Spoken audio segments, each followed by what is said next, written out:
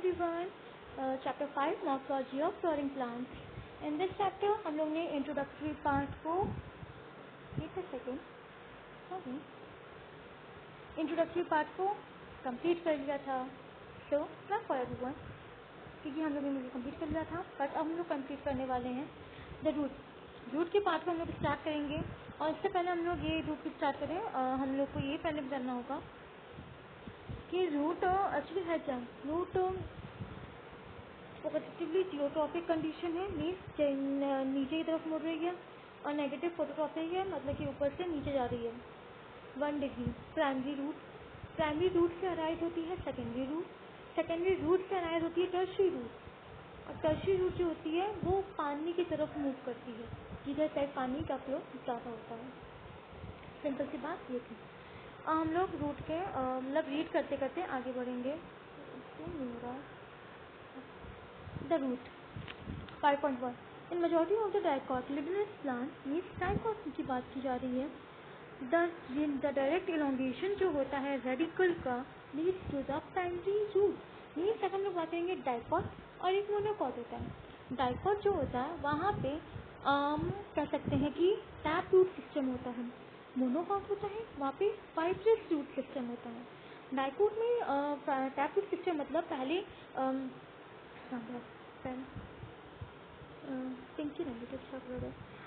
जैसे कि हम लोग कह सकते हैं एक साइड में बनाती हूँ मैं. जैसे ये लाइन डिवाइड की, अब ये एक बनाया है, ये यहाँ पे बनाया. अब यहाँ पे एक प्राइमरी रूट निकली, इससे एक सेकेंडरी रूट निकली, अब इससे एक टर्शरी रूट निकली. ये छोटी छोटी निकली, लेकिन वहीं पे फाइब्रस में ऐसे बंच टाइप का होगा. ओके, ये होता है डाइकॉट का पार्ट. ये होता है मोनोकॉट का part.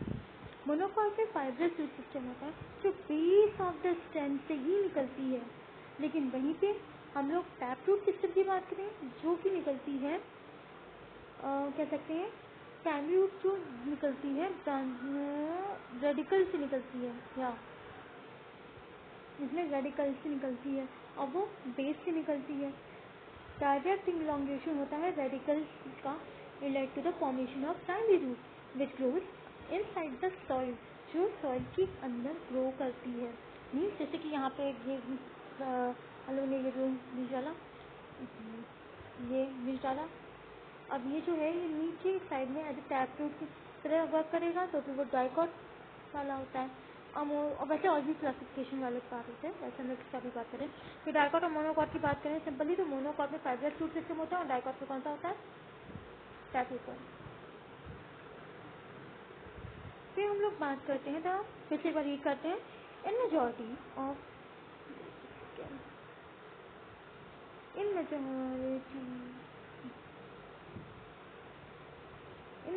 of dicotyledonous plants, the direct elongation of radicle leads to the formation of primary root. Primary root का फॉर्मेशन होता है कहाँ से, डायरेक्ट elongation of radicle से, which grows inside the soil. It bears lateral root, कह सकते हैं equal to secondary tertiary root. Means पहले क्या आई, प्राइमरी रूट आई, फिर रेडिकल से, और फिर आई सेकेंडरी और टर्शरी रूट आई. प्राइमरी रूट जो होती है वो ब्रांचेस कंस्टिट्यूट करती है सेकेंडरी टर्शरी में, उसको लोग टैप रूट सिस्टम कहते हैं.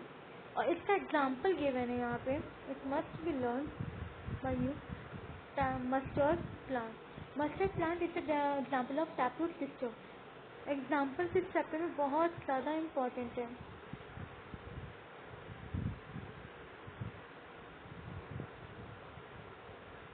Examples are most important in this chapter. Mustard plant होता है. और इन मोनोकॉट की बात करते हैं. Monocot plant the primary root is short lived, और जो प्राइमरी रूट थी वो शॉर्ट लिव्ड थी, and it replace by large number of root से रिप्लेस हो गई. These root originate with the base of the stem. ये रूट कैसे ओरिजिनेट होती है, बेस ऑफ द स्टेम, जैसे मैंने कहा था. टैप रूट सिस्टम रेडिकल से ओरिजिनेट होता है, डायरेक्ट इलोंगेशन होता है रेडिकल का. और जो फाइब्रस रूट सिस्टम की जो प्राइमरी रूट जो थोड़े टाइम से ही आती है वो बेस ऑफ द स्टेम से ओरिजिनेट होती है, constitute the fibrous root system. और इसका एग्जाम्पल है wheat. Wheat is the example of fibrous root system and this monocot. Dicot, taproot system example mustard plant.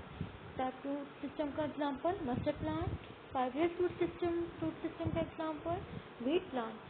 और कुछ प्लांट्स की बात करें जैसे ग्रास की ये मोनोकॉट की बात हो रही है, ग्रास वगैरह, मोनेस्ट्रा एंड बैनियन ट्री तो देखो ग्रास हो गई, monstera, banyan tree, root arise from the plant other than radical.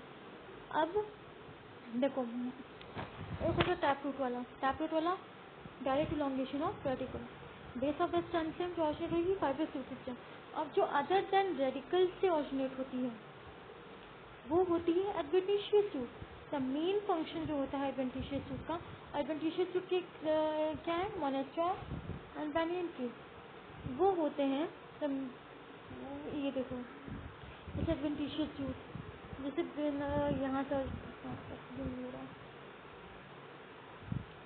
ये होती है एडवेंटिशियस रूट जो कि यहाँ से ऑरिजिनेट होती है, इसको हम लोग कहते हैं एडवेंटिशियस रूट, जो कि रेडिकल्स के इलॉन्गेशन से बेस ऑफ द स्टेम से नहीं निकलती है, वो ऊपर निकली होती है. ये that yellow part see and this fibrous one. Look at this picture. ये ऐसे बेस ऐसे गया है और यहाँ से ऐसे ऐसे ऐसे करके निकली हुई है, वो होती है फाइब्रस रूट सिस्टम. लेकिन वहीं पर टैपरूट की बात करें तो ये है पूरी मेन रूट, ये पूरी क्या है, मेन रूट. अब यहाँ से सेकेंडरी वाली निकली और उससे टर्शरी निकली. अब यहाँ पे लिखा भी है मेन रूट फिर लेटरल रूट, डिफरेंट टाइप की है, टैप, फाइब्रस एंड एडवेंटिशियस. ये देख लेना एग्जाम्पल, फोटोज इंपॉर्टेंट होती हैं. फिर बात आती है यहाँ पे पार्ट्स ऑफ फ्लोरिंग प्लांट की. Primary root system, secondary root system होता है.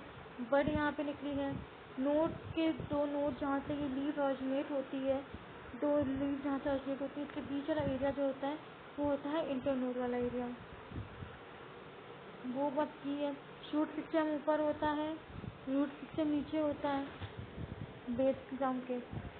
Flower, fruit, stem, leaf basic part है. अब ये बात करती है कि बेसिक फंक्शन, मेन फंक्शन क्या है रूट सिस्टम का, कि पानी को एब्जॉर्ब करता है ग्राउंड से. ओके, पानी को एब्जॉर्ब करेगा ग्राउंड से और मिनरल को भी एब्जॉर्ब करता है सॉइल से.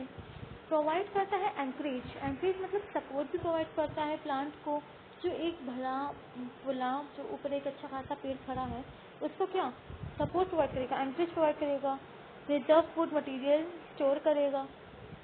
And synthesis of plant growth regulators. You can see है कि यहाँ पे पहले तो एब्जॉर्प्शन ऑफ वाटर होता है, वो ऑब्वियसली होता ही है, क्योंकि एब्जॉर्प्शन ऑफ वाटर नहीं होगा तो फिर रूट किस काम की, वो ग्राउंड से एब्जॉर्ब करेगी वाटर को, मिनरल्स का एब्जॉर्प्शन करती है. एंकरेज मतलब कि सपोर्ट प्रोवाइड करती है, जैसे कि एक जो पेड़ है वो खड़ा हुआ है उसको एक सपोर्ट प्रोवाइड करती है एंकरेज. स्टोर करती है रिजर्व फूड मटेरियल को. Storing reserve food material means जैसे कि रूट कह सकते हैं कि ये मॉडिफिकेशन का पार्ट हो जाता है. जैसे कि यहाँ पे जब कोई प्रॉब्लम होती है तो कि प्लांट में जैसे कि बाहर का कंडीशन अनइवन है तो उस कंडीशन में यहाँ पे वो रिजर्व करती है फूड मटेरियल. फिर इसके बाद सिंथेसिस होती है प्लांट ग्रोथ रेगुलेटर्स की. प्लांट ग्रोथ रेगुलेटर्स यहाँ पे मीन्स है हार्मोन्स का.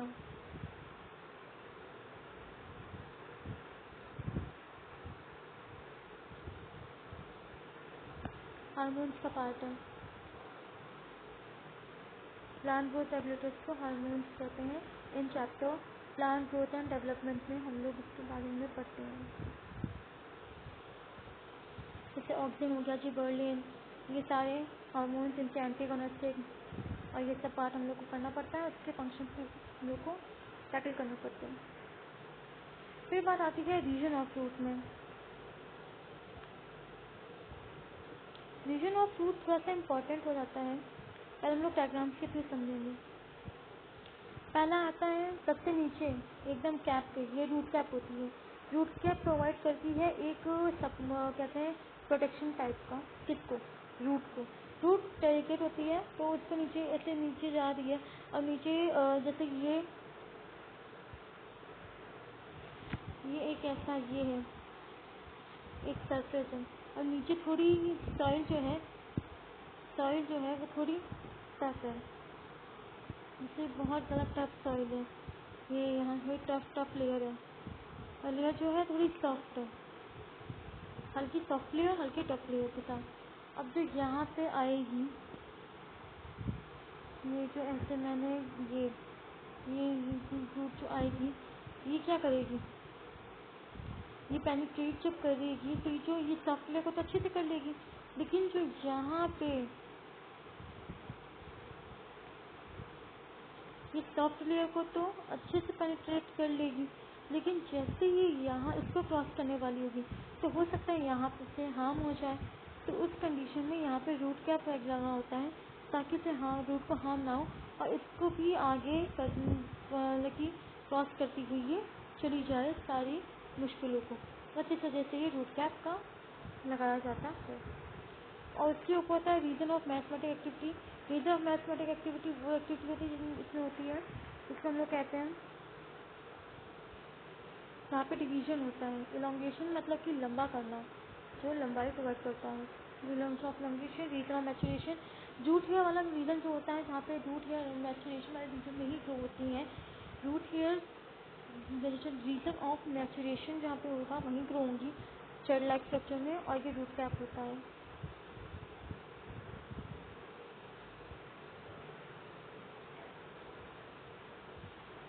The root is covered at the apex by a thimble-like structure.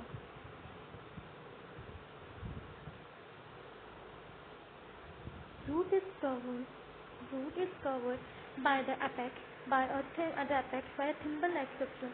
Root जो होती है कवर होती है एपेक्स मतलब एकदम नीचे कह सकते होते हैं, यहाँ से एकदम एज पे जाके कवर होती है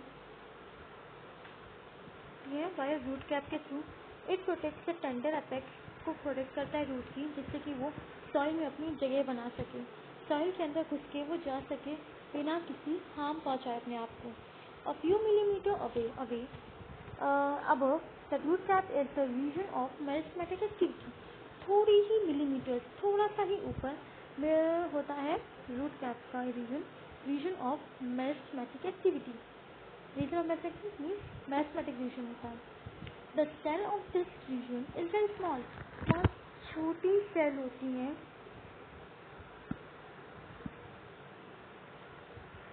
बहुत छोटी सेल होती हैं,